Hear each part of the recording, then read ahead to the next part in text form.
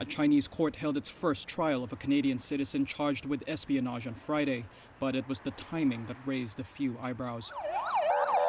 The trial of businessman Michael Spavor was held in Dandong, across the border from North Korea, where he regularly went for work. Spavor was one of what the Canadian press has called the two Michaels. Both are Canadians arrested by Beijing more than 2 years ago. That happened not long after police in Vancouver detained Meng Wanzhou, the CFO of Chinese telecoms giant Huawei, on a U.S. warrant. Beijing has denied that the arrests of the two Canadians were in retaliation.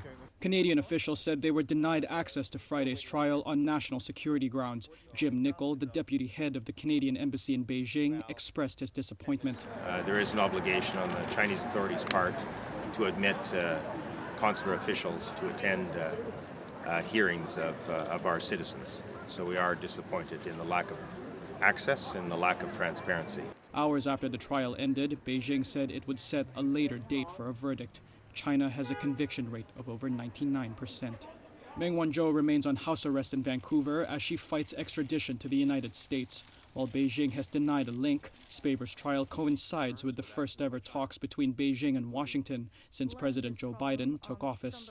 A former Canadian ambassador said Beijing has its eye on Meng's release. Some observers have said convictions of both men could facilitate a diplomatic agreement in which the pair are released and sent back to Canada.